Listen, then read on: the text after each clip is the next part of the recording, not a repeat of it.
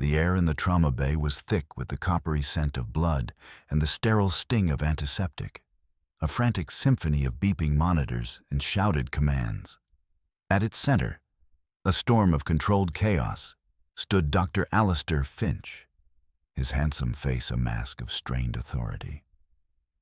They called him the Golden Boy of Apex General Hospital, the youngest ever head of trauma surgery, a man whose tailored scrubs probably cost more than a junior nurse's monthly salary. Right now, his golden touch was failing. His patient, a man built of corded muscle and steel, was dying. Shrapnel from a multi-vehicle pileup had torn through his chest, and despite Finch's frantic work, the numbers on the monitors were plummeting in a terrifying cascade. "More, Oneg. I need suction now. Damn it, where's that cross clamp?" Finch's voice, usually so smooth and condescending, was fraying at the edges, cracking like thin ice over a deep, dark lake of panic. Tucked away near the supply closet, ostensibly restocking gauze, was a woman the staff simply called Grandma Reed. Her name was Evelyn, and the lines on her face told a story of more than just her 58 years. She moved with a pronounced limp, a slow, dragging gait that was a constant, quiet counterpoint to the hospital's frantic rhythm. Her uniform was a set of faded, shapeless blue scrubs, always clean but perpetually worn. Most of the time, she was invisible, a fixture of the background, as unassuming as a water fountain or a fire extinguisher. But her eyes, the color of a stormy sea, were not tired. They were sharp, focused. And as she watched Dr. Finch fumble, as she saw the patient's jugular veins distend and his blood pressure crater, she saw not just a man dying, but a fatal mistake being made. Finch was treating a wound, but he was missing the true injury. He was drowning in the details, blind to the simple, deadly truth. Her hands, usually busy with linens or bedpans, clenched into fists at her sides. 10 years. 10 years she had sought this quiet anonymity, this peace born of obscurity. She had traded the thunder of rotor blades for the squeak of janitorial carts, the weight of command for the simple burden of a laundry bag. She had promised herself she would never go back. The patient gasped, a wet, rattling sound that was the death knell of a collapsing lung.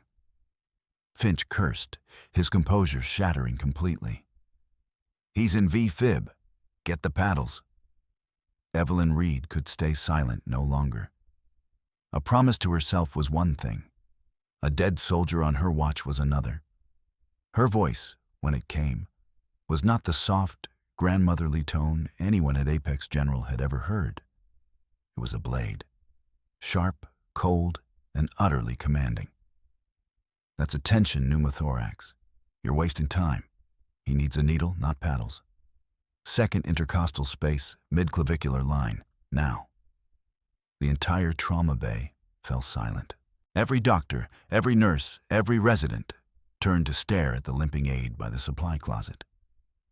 Dr. Finch spun around, his face a blotchy mess of crimson rage and profound humiliation. "You! Get out! Get out of my ER, you senile old woman! Security!" But the patient, the dying SEAL commander, heard her voice through his haze of pain and fading consciousness.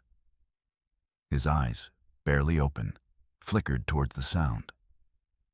It was a voice he knew, a voice from battlefield nightmares and miraculous saves, a voice that belonged to a legend he thought was long dead. His lips, cracked and blue, formed a single, whispered word, a call sign from a forgotten war. "Spectre?" Finch's enraged shout was suddenly drowned out by a new sound, a rhythmic, thumping roar from outside that grew louder and louder, shaking the very windows of the ER, the unmistakable sound of a military Black Hawk helicopter descending fast. The Golden Boy thought she was just a cleaner, The staff thought she was a harmless old woman. They were all wrong. Dead wrong.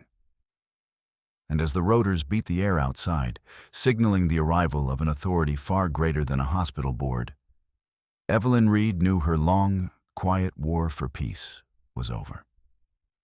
The truth was about to come out. 10 years earlier, the world had been fire and screaming metal. The wreckage of the Black Hawk smoldered in a rocky Afghan valley, a broken metal carcass against the unforgiving landscape.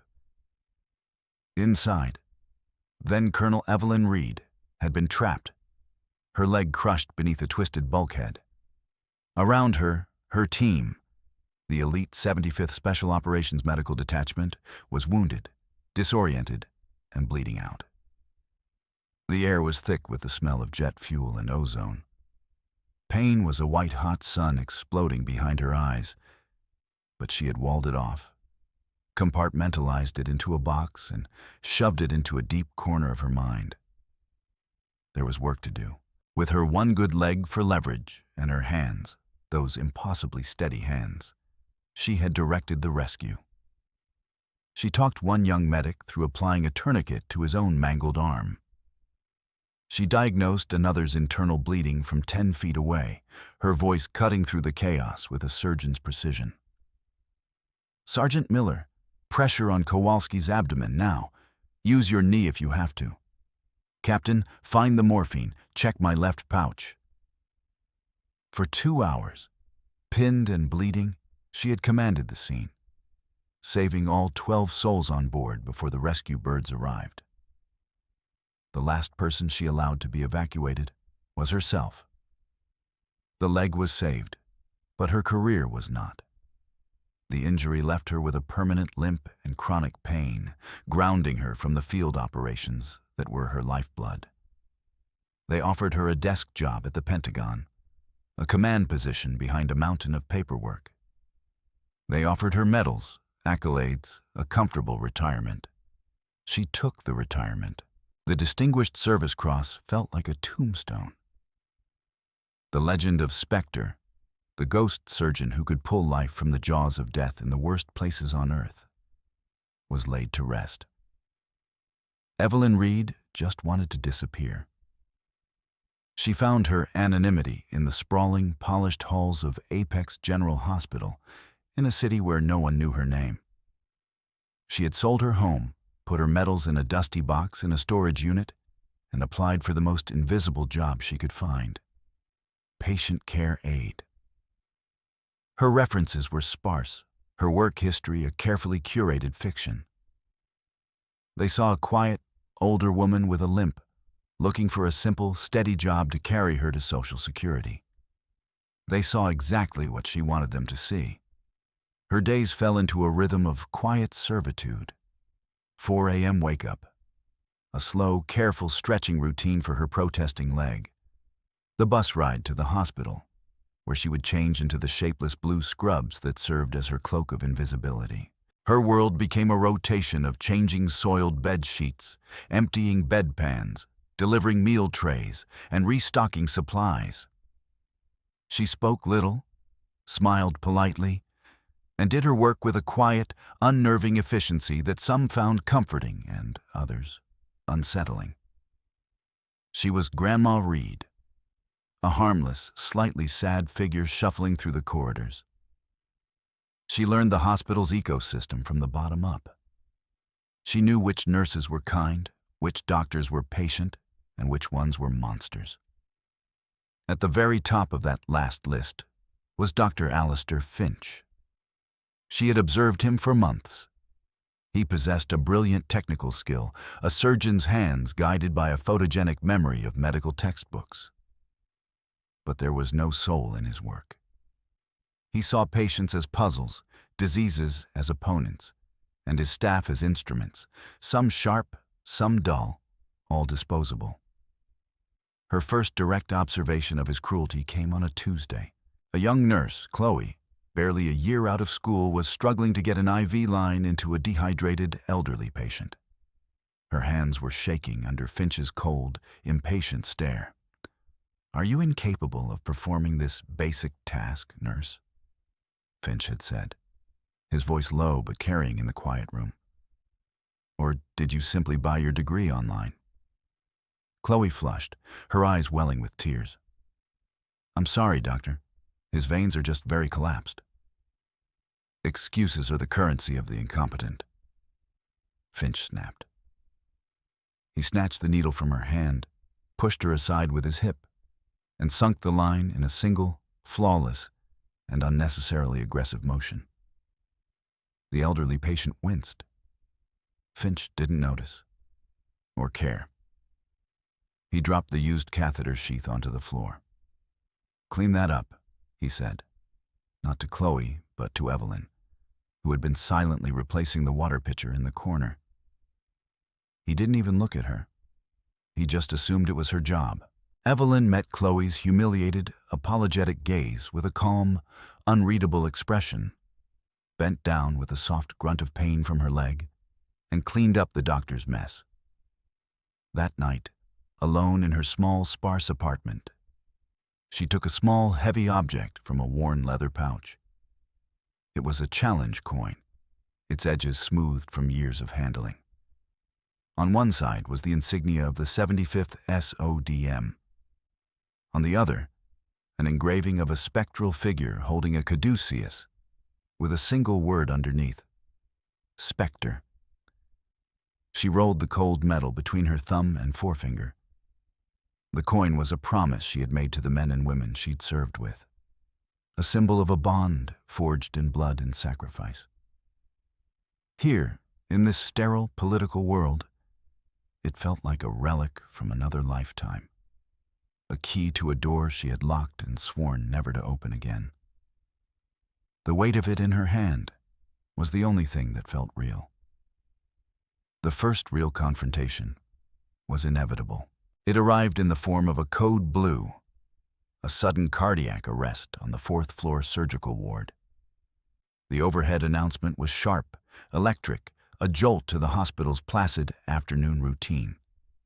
Evelyn was nearby, delivering fresh linens. By the time the crash cart and the first responding nurse arrived, Evelyn was already in the room.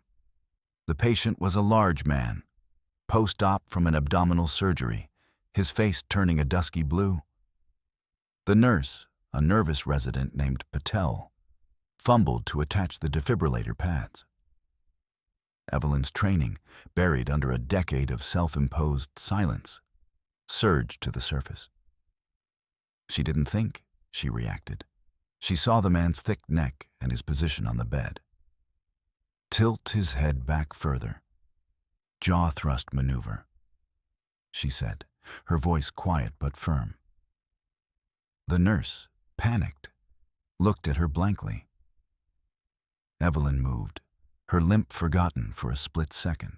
She hooked her fingers under the angle of the patient's jaw and lifted, opening the airway with a textbook precision that felt as natural as breathing. There. Now bag him. Just then, Dr. Finch swept into the room, a whirlwind of arrogance and expensive cologne.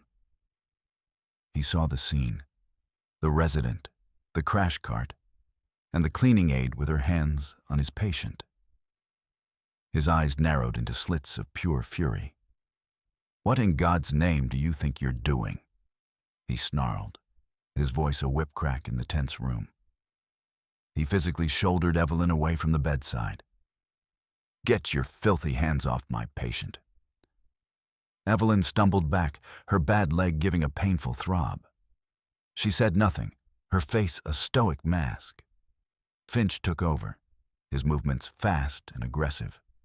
He intubated the patient, shocked him, and barked a series of orders for epinephrine and amiodarone. Within 2 minutes, the patient's rhythm was restored. The immediate crisis was over. Finch, breathing heavily, straightened up, his eyes scanning the room like a predator seeking its next victim. They landed on Evelyn. He walked over to her, his posture radiating menace. The entire code team, nurses, residents, and an anesthesiologist, watched in frozen silence. Let me make something clear to you, Finch began, his voice dripping with venom. He pointed a finger at her chest. "You are an aide. You push mops. You change sheets. You empty trash. You do not, under any circumstances, touch a patient or practice medicine in my hospital. Do you understand me, Grandma?" The moniker, meant to demean and belittle, hung in the air. Evelyn's gaze was steady. She didn't flinch. "I understand, Doctor." Her calm, flat response seemed to infuriate him even more. He wanted fear, deference, tears.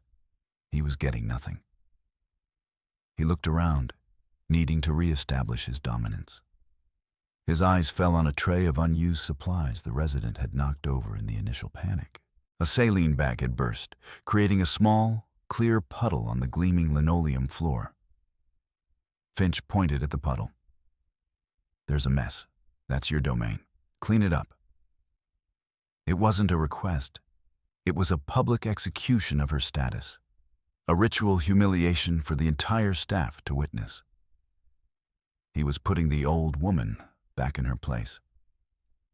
Evelyn looked at the puddle, then back at Finch's smug, triumphant face. She could feel the weight of every eye in the room. Young Chloe, the nurse from the other day, was standing in the doorway, her hand over her mouth, her eyes wide with horror. Slowly, deliberately, Evelyn Reed nodded. She turned and walked, her limp more pronounced now, to the janitorial closet down the hall. She returned with a mop and a bucket. As Finch and his team discussed the patient's transfer to the ICU, she methodically cleaned the floor, her movements efficient and devoid of emotion. Each swipe of the mop was a testament to her control, a silent act of defiance he was too arrogant to understand.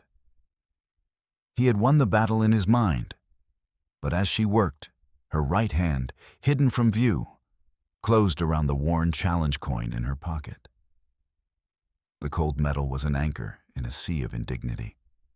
She wasn't mopping a floor. She was biding her time.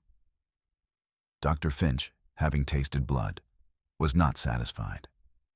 Evelyn's stoicism had been an affront, her refusal to crumble a personal insult. So, he made it his personal mission to break her.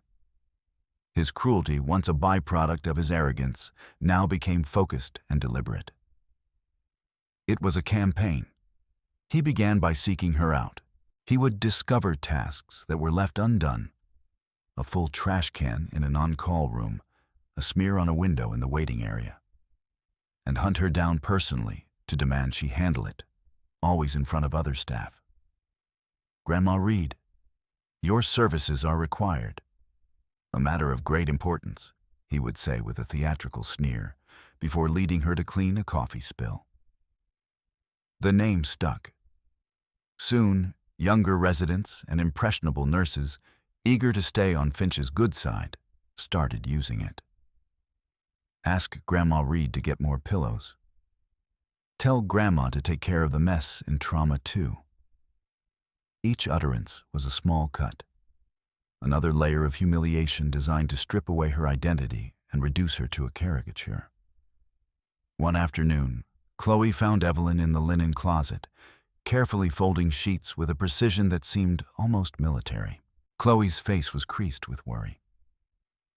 "Evelyn, you don't have to take this," she whispered, glancing nervously down the hall. "What he's doing, it's harassment. You should report him to HR."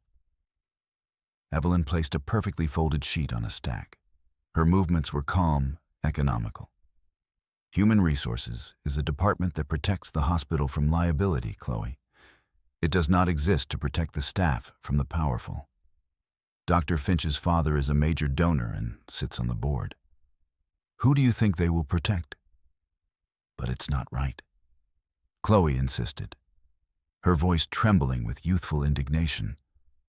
Evelyn finally looked at her, and for a moment, the grandmotherly facade dropped. Chloe saw something ancient and weary in her eyes, but also something incredibly strong, like bedrock beneath a thin layer of soil. The world isn't always right. Evelyn said softly. You are a good nurse, Chloe. You have a kind heart. Don't risk your career over an old woman and her pride. Just do your job. Keep your head down. The advice was sound, but it felt like a defeat. Chloe noticed something then, as Evelyn turned back to her work. For a woman with such a pronounced limp, her upper body was perfectly still. Her posture was ramrod straight, her shoulders square. It was the posture of a soldier, not a stooped old woman.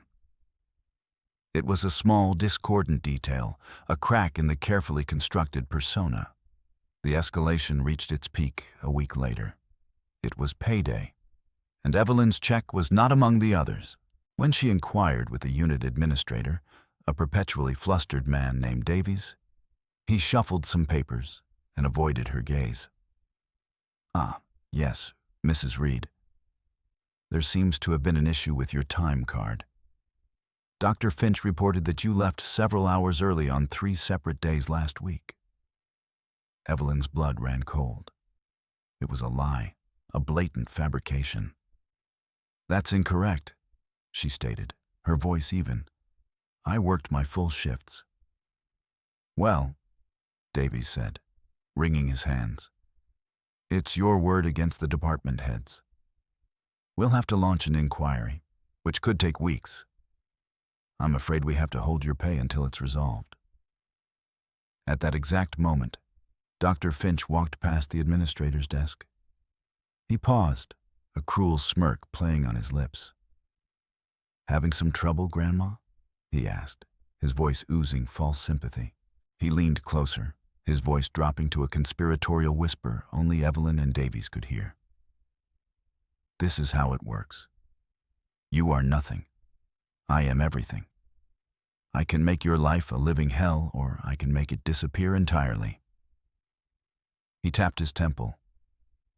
One word from me to my father, and your inquiry ends with your termination for time card fraud. Do we have an understanding? He glanced at Davies, who gave a slight, pathetic nod of assent, a sycophant ratifying his master's power. Finch's eyes bored into Evelyn's, searching for the crack, the break, the plea for mercy. Evelyn held his gaze. The sea in her eyes was still, but a storm was gathering far below the surface. She thought of the men she had trained, the lives she had held in her hands. She thought of the promise she had made to herself to remain invisible. But there was a line, and Dr. Alistair Finch, in his boundless arrogance, had just crossed it. Perfectly, she said, her voice quiet and dangerously calm. Finch, mistaking her control for submission, chuckled and walked away, victorious. He had no idea that he hadn't just threatened a patient care aide. He had just declared war on a colonel, and it was a war he was not equipped to win. The alarm was a series of piercing, urgent chimes that cut through the hospital's midday hum. It was the sound of impending chaos, the digital scream that announced a mass casualty incident. A voice, stripped of emotion, echoed from the overhead speakers. Mass casualty alert, code triage, multi-vehicle collision, Interstate 95, involving a military transport convoy. All available trauma personnel report to the emergency department immediately. The effect was instantaneous.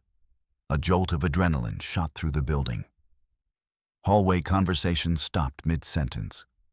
Staff moved with a new, focused urgency. For most, it was a dreaded scenario. For Dr. Alistair Finch, it was showtime. He strode into the ER, clapping his hands together, his eyes alight with a predatory gleam. This was his arena. The chaos, the pressure, the high stakes. It was the stage on which his brilliance could be most spectacularly displayed. All right, people, listen up, he barked, his voice resonating with newfound confidence. I want trauma bays 1 through 4 cleared and prepped for red tag patients. Bays 5 and 6 for yellow. Green tags to the outpatient waiting area. Davies. He snapped at the administrator, who had scurried down to the ER. Get me a runner for the blood bank and make sure ortho and neuro are on standby. I want this to run like a Swiss watch. His team, a mix of seasoned nurses and wide-eyed residents, jumped to obey. The ER, a place of routine emergencies just moments before, transformed into a highly organized battle station. Chloe, the young nurse, was setting up an intubation tray, her face pale but her hands steady. She was scared, but she was competent. Evelyn had been in the middle of her lunch break, a simple sandwich and an apple in the staff cafeteria. She heard the alert and dumped her tray. Her limp seemed more pronounced as she hurried towards the ER, her heart pounding with a rhythm she hadn't felt in a decade. It wasn't fear. It was muscle memory. She arrived at the edge of the whirlwind, a still point in the turning world. Finch, doing a final survey of his kingdom, spotted her. A look of profound annoyance crossed his face. "You," he said, pointing. "I have a very important job for you. See that hallway? It's about to be filled with gurneys, medics, and God knows what else. They're going to track in dirt, blood, and debris. Your job is to make sure that floor stays clean. And when the bays are full, you will keep the supply carts stocked. Do not get in the way. Do not speak to the patients. Do not touch anything you are not told to touch. Your role is to be invisible and useful. Got it?" It was the ultimate dismissal. In the face of a crisis that would demand every skilled hand, he was relegating her to janitorial duty. Evelyn simply nodded. "Understood, Doctor." The first sirens wailed in the distance, growing closer with terrifying speed. The double doors to the ambulance bay burst open, and the first wave hit. Paramedics wheeled in gurneys, shouting out vitals and injuries. Male, 40s, blunt force trauma to the chest. Female, 20s, compound fracture, femur. Unknown male, head injury, unresponsive. Finch was magnificent. For all his personal failings, his textbook knowledge in a controlled triage environment was flawless. He moved from patient to patient, his eyes scanning, assessing, deciding. "Bay 1, Bay 3, get him to CT. This one's a yellow tag. Bay 5. His commands were clear, his decisions swift. The organized chaos he had demanded was working. The machine was running. Evelyn watched from the periphery, her hands gripping the handle of a supply cart. She saw the flow, the patterns, the rhythm of the disaster. She saw a young resident almost miss a developing pneumothorax on a patient tagged as green. She caught his eye and subtly tapped her own chest, then pointed at the patient. The resident, confused for a second, re-examined the patient, his eyes widening as he heard the diminished breath sounds. He changed the tag to yellow and shot Evelyn a grateful, bewildered look. She had already turned away, invisible again. Then, the lead paramedic from the military convoy pushed through the doors. His face was grim, streaked with soot. "I've got a priority one," he yelled. "SEAL Commander, 38, impaled, shrapnel to the upper right quadrant, chest. BP is 80/50 and dropping. He was conscious, but he's fading fast." A hush fell over the team. A VIP. Finch's eyes lit up. This would be his save. This would be the story they told for years. "Bring him to me," Finch commanded, his voice ringing with theatrical importance. "Trauma Bay 1. Now." They wheeled him in, and Evelyn's blood turned to ice. The man on the gurney was a mountain of a man, even in his broken state. A jagged piece of metal, part of a vehicle's frame, was embedded deep in his chest, just below the collarbone. His tactical vest had been cut away, revealing a tapestry of elite military tattoos across his chest and arms. But it was his face that made her breath catch in her throat. Even pale and drawn with pain, she recognized the strong jaw, the determined set of his mouth. It was Jackson Riley. Commander Jackson "Jax" Riley. The last time she had seen him, he was a fresh-faced lieutenant, visiting his father in a military hospital in Germany. His father, a general, had been one of the men she had saved from the Black Hawk wreckage. Jax's eyes were glassy, his breathing shallow and rapid. He was circling the drain, and he was in the hands of Alistair Finch. Evelyn gripped the supply cart so hard her knuckles turned white. Her promise of anonymity, her decade of peace, felt like a flimsy shield against the tidal wave of duty that was about to crash over her. In Trauma Bay 1, the carefully constructed machine of Dr. Finch's command began to sputter and fail. The patient on the table, Commander Jax Riley, was not a textbook case. The impalement was awkward. The shrapnel lodged perilously close to the subclavian artery and the brachial plexus. It was a complex, multi-system injury that required not just knowledge, but instinct. The kind of instinct Finch, for all his bravado, had never had to develop. "Get me a chest tube tray and a major thoracotomy set," Finch ordered, his voice tight. He was looking at the entry wound, focused on the most obvious, dramatic part of the injury. He was preparing to open the chest, to play the hero surgeon and extract the metal. Evelyn, standing just outside the bay, her orders to stay out of the way, a burning coal in her gut, saw the real problem. It wasn't the bleeding, not yet. It was the air. The shrapnel hadn't just pierced flesh, it had likely nicked the lung, creating a one-way valve. With every ragged breath the commander took, air was filling his chest cavity, compressing his good lung and his heart. She could see the telltale signs Finch was missing. The tracheal deviation, almost imperceptible to an untrained eye. The severe distension of his neck veins, the increasingly desperate fight for breath. "BP is 60 over palp," a nurse called out, her voice strained. "Heart rate is 140 and thready." The monitors began to scream, a high-pitched, relentless alarm that signaled imminent cardiac arrest. The commander's body arched on the table. Finch froze. Just for a second. But in the hyper-accelerated world of trauma, a second is an eternity. His plan, his heroic thoracotomy, was useless if the patient's heart stopped.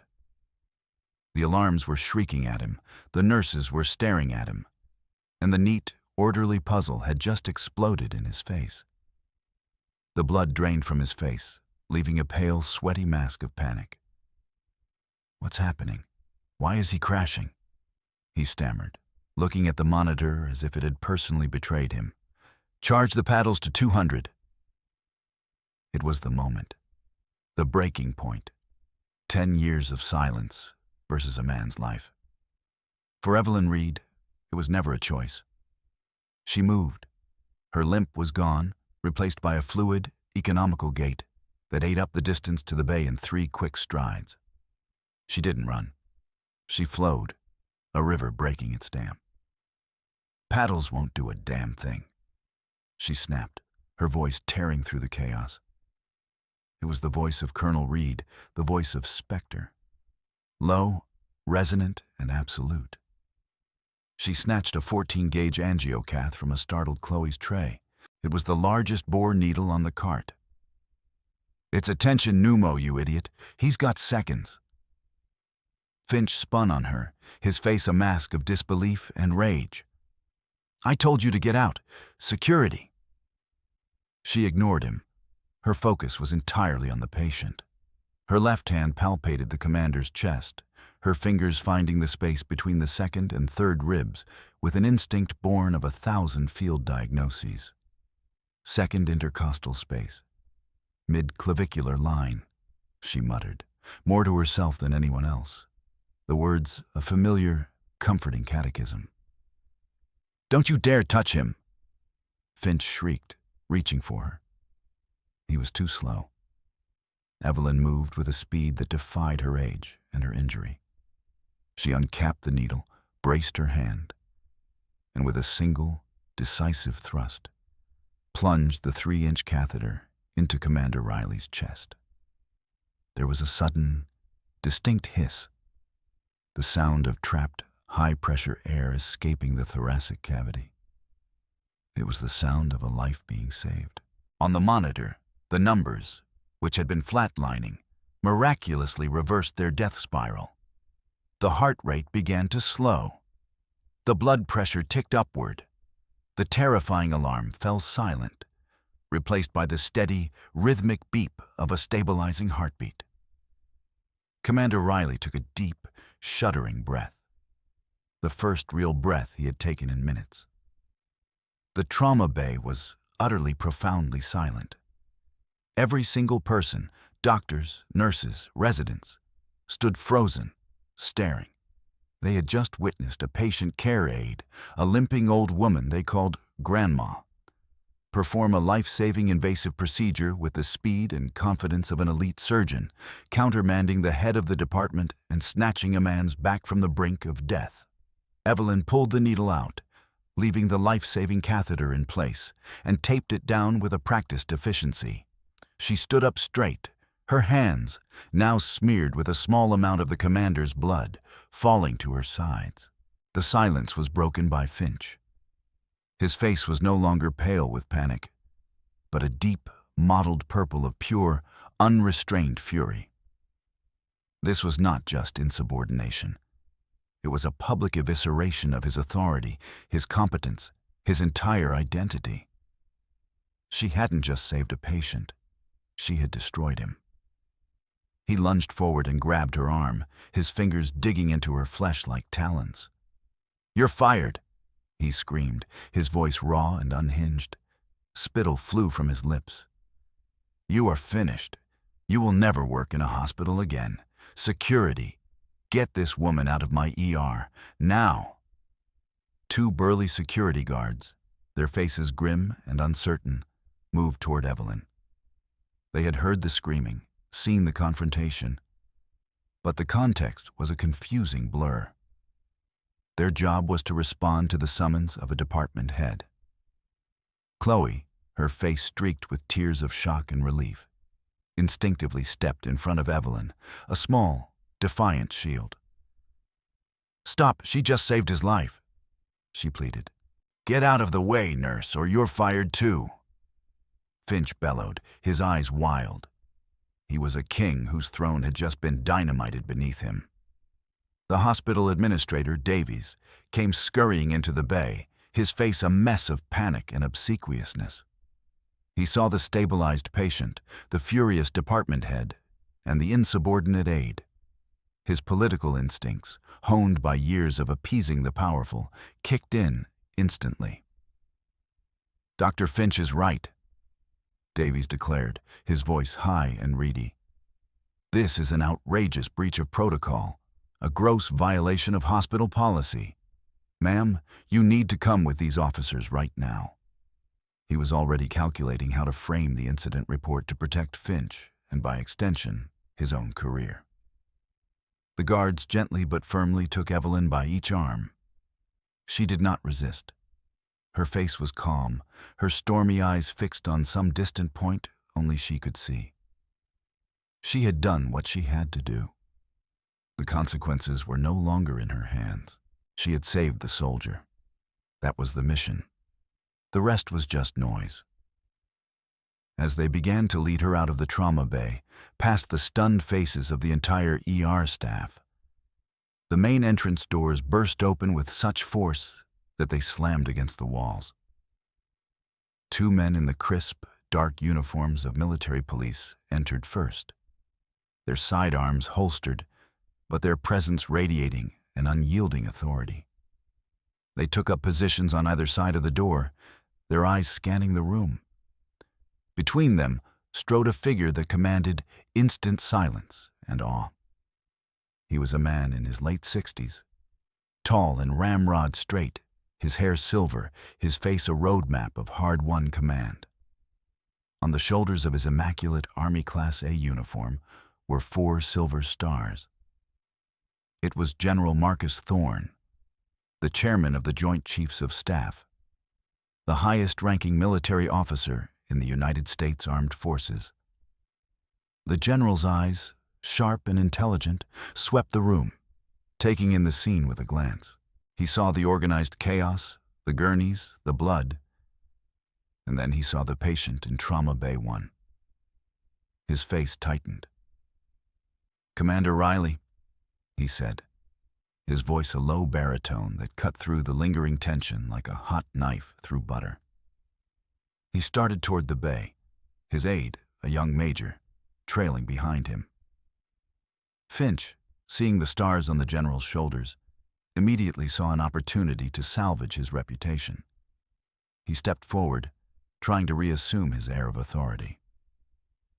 "General, I'm Dr. Alistair Finch, head of trauma. We have the situation under control. The commander is stable." General Thorne did not even look at him. His gaze moved past Finch, past the stabilized commander, and settled on the small procession moving toward the exit. The 2 security guards and the woman in the faded blue scrubs they were escorting out. He stopped dead. His formidable composure, forged in decades of crises and congressional hearings, cracked. Disbelief warred with recognition on his face. He squinted, his head tilting slightly, as if trying to reconcile an impossible image. He saw the limp, the worn-out uniform, the tired lines around her eyes. But he also saw the posture, the unbending spine, the set of her jaw. He took 2 steps toward her, his eyes locked on hers. The security guards faltered, unsure of what to do. "Colonel?" Thorne whispered, the word a soft puff of incredulity. Then his voice grew stronger, louder, ringing with a certainty that stunned the entire room into absolute silence. "Colonel Evelyn Reed?" Finch let out a short, derisive laugh. "Colonel? General, with all due respect, that's just Grandma Reed. She's one of our cleaning aides. We were just having her removed for interfering with a patient." The general's head snapped toward Finch. The look he gave the doctor was not one of anger. It was something far colder, far more terrifying. It was a look of utter contempt, the kind a god might give an insect right before crushing it. He turned his back on Finch completely, an insult more profound than any verbal tirade.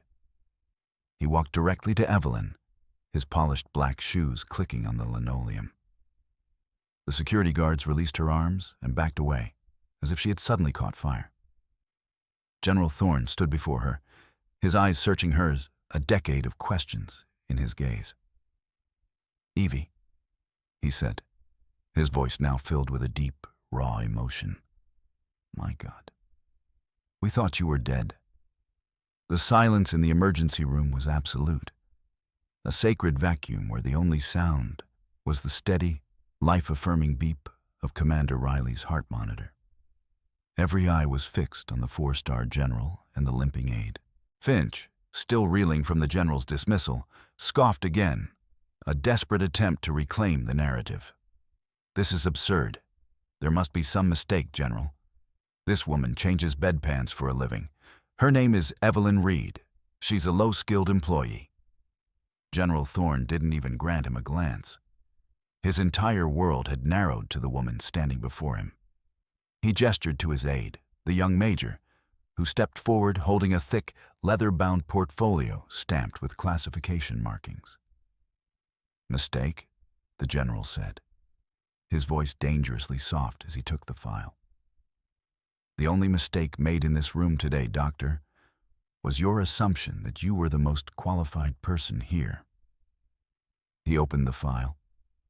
The crisp sound of the cover opening echoed in the cavernous silence. He looked at Evelyn, a silent question in his eyes. "May I?" She gave a barely perceptible nod, a slight, weary inclination of her head. It was all the permission he needed. "For the benefit of those who are confused," General Thorne began, his voice resonating with the power of his office. "Allow me to introduce you to the woman you call Grandma." He cleared his throat and began to read from the first page of the file. "Colonel Evelyn Reed, United States Army Medical Corps. Last active command, 75th Special Operations Medical Detachment, Fort Bragg. Call sign, Spectre." A collective gasp went through the room. Chloe's hands flew to her mouth. The security guards who had held her arms looked as if they might faint. Finch's smug expression began to curdle into confusion. Thorne continued, his voice steady and clear, each word a hammer blow against the walls of Finch's reality. Graduate of Stanford University School of Medicine, residency in trauma surgery at Johns Hopkins, recipient of the Distinguished Service Cross for extraordinary heroism during Operation Enduring Freedom, where, after her helicopter was shot down and with her own leg crushed, she directed the triage and treatment of 12 wounded soldiers, saving every single one. He paused, letting the weight of that sink in. His eyes flickered to Commander Jax Riley, lying stable in the bed. "One of those soldiers she saved that day," he added, his voice thick with meaning, "was a general named Thomas Riley, Commander Riley's father." Another wave of shock rippled through the staff. This wasn't just a decorated officer. This was a living legend, personally connected to the man she had just saved. Thorne turned a page. "She is also the recipient of the Silver Star with 2 oak leaf clusters for gallantry in action on 3 separate occasions, the Bronze Star Medal with V device for valor, the Legion of Merit, the Purple Heart." He didn't just list the medals. He spoke their names with a reverence that made them tangible, heavy things in the sterile air of the ER. "Colonel Reed is one of the principal architects of the modern TCCC, Tactical Combat Casualty Care, protocols used by every special operator in the United States military. The techniques she developed for treating battlefield trauma have saved, by conservative estimates, over 5,000 American lives." He looked up from the file, his gaze sweeping over the assembled doctors and residents, many of whom had studied those very protocols in medical school without ever knowing their author. Then, his eyes landed on Finch. The final, devastating blow was coming. She literally wrote the book on advanced trauma life support in contested environments. Thorne said, his voice dropping to an icy, precise deadliness. "The procedure for treating a tension pneumothorax with a needle decompression at the second intercostal space? The one you were about to fatally ignore in favor of shock paddles?" He let the question hang in the air for a heart-stopping moment. "That's chapter 4 of her textbook." "A textbook," he added, his voice dripping with acid. "That is required reading for every first-year trauma resident in this country. A book it seems you either failed to read or failed to understand, Doctor." The word doctor was an insult, a curse. Finch's face, which had cycled through rage, confusion, and disbelief, now simply collapsed. The color drained from it, leaving a waxy, sallow canvas of pure, abject horror. His world had not just been turned upside down. It had been vaporized, revealed as a hollow fraud in the presence of authentic greatness. He looked at Evelyn, at Colonel Reed, and for the first time, he truly saw her. Not as a cleaner, not as an old woman, but as the architect of the very knowledge he had claimed as his own. A titan of the field he had presumed to master. The woman he had humiliated, threatened, and tried to fire was his superior in every way that mattered. General Thorne closed the file with a soft, final thud. He took a step closer to Evelyn, his expression softening from iron to a deep, profound respect. In front of the entire ER, in front of the man who had tried to break her and the staff who had blindly followed him. The four-star chairman of the Joint Chiefs of Staff brought his heels together with a sharp click. He raised his right hand to his brow in a perfect, crisp salute. "Colonel Reed," he said, his voice thick with emotion. "It is an honor to see you again. Welcome back." The salute hung in the air, a powerful, silent testament that dwarfed any words. For a moment, no one moved. Then, the two military police officers at the door snapped to attention and rendered their own salutes. Commander Riley, conscious enough to understand, lifted a weak hand from his gurney in a gesture of profound respect. Alistair Finch, however, chose this moment for one last, pathetic act of defiance. His career was in ashes, his reputation incinerated, but the arrogance that had fueled his entire life flickered one last time. This is my department," he stammered, his voice a desperate squeak. "I don't care who she is. She violated every protocol. I am the head of trauma surgery here, and I will not be." "No," a new voice cut in, cold and final. "You're not." All heads turned. A man in an impeccably tailored suit had appeared at the edge of the circle. It was Marcus Thorne's phone call, made manifest. This was Mr. Harrington, the chairman of the Apex Hospital Corporation Board, the man to whom even Finch's father answered. Harrington's face was a stony mask of fury. He walked past General Thorne and stopped directly in front of Finch. "Dr. Finch," he said, the title now sounding like an accusation. "You are suspended, effective immediately. Your hospital privileges are revoked. An emergency board meeting has been convened, but I can assure you of the outcome. You will be terminated for gross negligence, malpractice, and conduct unbecoming of a physician." "Security," he said, gesturing not to the hospital guards, but to two plainclothes police detectives who had entered with him, "will escort you from the premises." Finch looked at Harrington, then at the detectives, his last ember of defiance extinguished. He was no longer a golden boy. He was a liability, a criminal. "My father," he began to whisper. "Your father has already tendered his resignation from the board," Harrington said flatly. "He sends his apologies to General Thorne and to Colonel Reed." The name, Colonel Reed, spoken by the hospital's highest authority, sealed Finch's fate. The detectives stepped forward.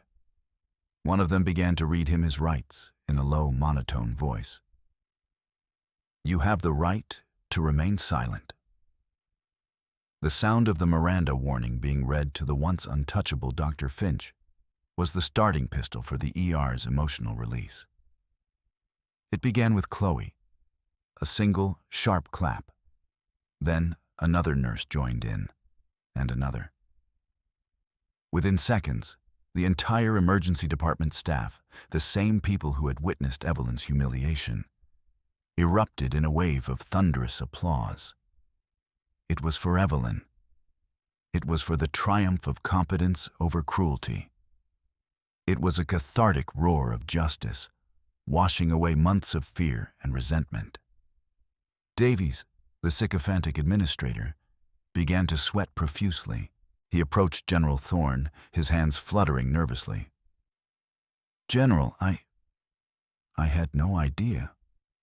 On behalf of the hospital, I am so sorry for this misunderstanding." Thorne turned his icy gaze on him. "You stood by while a decorated officer and a hero was systematically humiliated and threatened by that child. You were complicit. Your apology is not accepted." He turned to Harrington. "This man needs to be reviewed as well." Harrington nodded. "Consider it done, General. His position is no longer tenable." Davies looked like he had been punched in the gut, his future crumbling before his eyes. As the detectives led a pale, shaking Alistair Finch away in handcuffs, his journey of public humiliation complete, General Thorne turned back to Evelyn. The applause slowly died down, replaced by a respectful quiet. "Evie," he said gently, "what happened to you? We searched for years. The official record said you'd declined a pension and disappeared. Some of us feared the worst." Evelyn finally spoke, her voice still quiet, but no longer flat. It was tinged with a decade of weariness. "I was tired, Marcus. Tired of the noise, tired of the pain.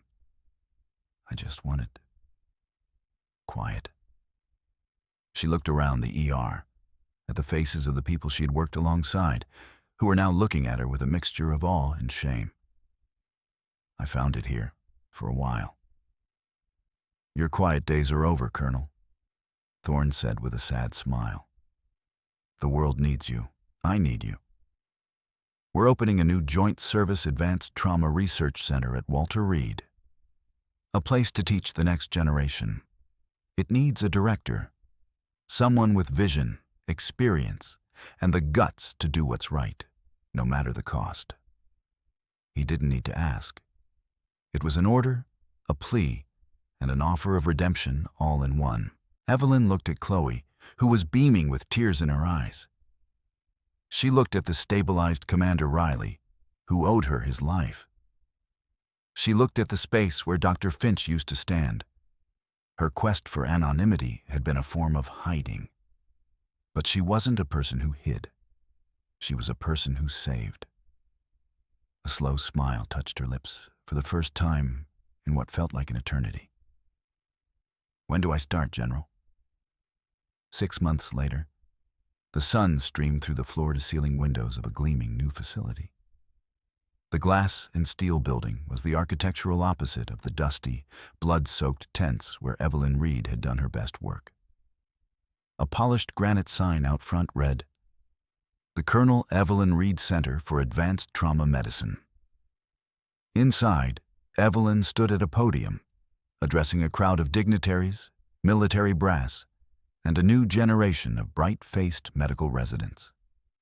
She wore the crisp, decorated uniform of a full colonel, reinstated to active duty by presidential order. The uniform fit as if she had never taken it off, but she wore it with a new sense of purpose. Not as a weight from the past, but as a mantle of responsibility for the future. Her limp was still there, a quiet reminder of the price of survival, but it was less pronounced. A top military surgeon, at General Thorne's insistence, had performed a complex reconstructive surgery that had relieved the chronic pain that had plagued her for a decade.